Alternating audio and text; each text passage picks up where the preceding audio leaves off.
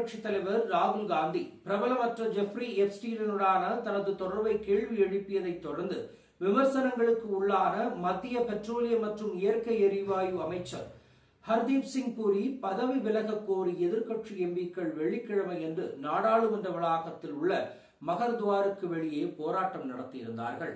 ஆர்ப்பாட்டத்தின் போது எதிர்க்கட்சிகள் முழுவதிலும் இருந்து வந்த எம்பிக்கள் யார் பிடியில் யார் மூச்சு திணறல் என்ற வாசகங்களை கொண்ட பதாகைகளை ஏந்தி சென்றிருந்தார்கள். ராகுல் காந்தி புதன்கிழமை அமெரிக்க நீதித்துறையால் சமீபத்தில் வெளியிடப்பட்ட எப்ஸ்டீன் கோப்புகளுடன் மத்திய அமைச்சர் ஹர்தீப் சிங் பூரியை இணைக்கும் தகவல்களை சரிபார்த்ததாக கூறியதைத் தொடர்ந்து இந்த நிகழ்வு ஏற்பட்டிருக்கிறது. ஒட்டுமொத்தமாக செய்தியாளர்களிடம் பேசிய ரெபரேலி எம்பி எப்ஸ்டீன் தொடர்பான கோப்புகளில் பெயர் இடம்பெற்றதாக கூறப்படும் திரு அம்பானி என் சிறையில் அடக்கப்படவில்லை என்றும் கேள்வி எழுப்பினார். என்னிடம் உள்ள தரவுகளை நான் அங்கீகரிப்பேன் என்று கூறியுள்ளேன். ஹர்தீப் பூரி மற்றும் அனில் அம்பானி பெயர்களை எப்ஸ்டீன் பெயரிடுவது குறித்து நீதித்துறை கோப்புகள் உள்ளன என்றும், மேலும் இந்தியா அமெரிக்க அணுசக்தி ஒப்பந்தம் தொடர்பாக பிரதமர் நரேந்திர மோடி மீது அழுத்தம் இருந்ததாகவும் அரசாங்கம் முக்கியமான பிரச்சனைகளை கையாள்வதை விமர்சித்ததாகவும் ராகுல் காந்தி தெரிவித்திருக்கிறார். ராகுல் காந்தியின் கருத்துக்களுக்கு பதிலளித்த மத்திய அமைச்சர் ஹர்தீப் சிங் பூரி ரெபரேலி எம்பிக்கு பதிலடி கொடுத்து குற்றச்சாட்டுகளை ஆதாரமற்றவை என்று நிராகரித்தார்.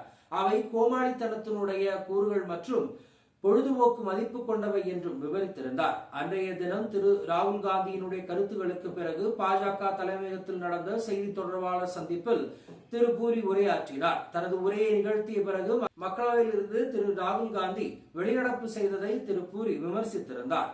இன்று நாடாளுமன்றத்தில் சில விஷயங்களை முன்வைத்த ஒரு இளைஞர் நமக்கு இருக்கிறார். அவருக்கு ஆதாரமற்ற குற்றச்சாட்டுகளை சொல்லும் பழக்கம் இருக்கிறது என்று இரண்டு வகையான சேவைகளுக்காக தன்னுடைய வாழ்க்கையை அர்ப்பணிப்பவர்கள், நாட்டை மாற்றியமைப்பவர்கள் மற்றும் தாங்கள் வாழ்நாளில் நாடு 10வது பெரிய பொருளாதாரத்திலிருந்து 3வது பெரிய பொருளாதாரத்திற்கு நகர்வதை உறுதி செய்து தங்கள் வாழ்க்கையை அர்ப்பணிப்பவர்கள் என்றும் பூரி தன்னைத்தானே சொல்லிக் கொண்டார். ராகுல் காந்தியை கேலி செய்த மத்திய அமைச்சர் ராகுல் காந்தி செய்யும் செயல்கள் மிகுந்த பொழுதுபோக்கு மதிப்புடவை என்றும், ஒருபுறம் நாட்டை மாற்றுவதற்காக தங்கள் வாழ்க்கையை 24 மணி நேரமும் உழைக்கும் தலைவர்கள் உங்களிடம் உள்ளனர் என்றும், பின்னர் உங்களிடம் கோமாளித்தனத்தின் கூறுகள் இருக்கின்றன என்றும் கூறியிருக்கிறார். எப்ஸ்டீனுடன் தனக்கு எந்த ஒரு தொடர்பும் 8 ஆண்டுகளுக்கும் மேலான அதிகாரப்பூர்வ தொடர்புகளுக்கு மட்டுமே என்றும், பாலியல் துஷ்பிரயோக குற்றச்சாட்டுகளுடன் எந்த தொடர்பும் இல்லை என்றும் திரு பூரி தெளிவுபடுத்தினார்.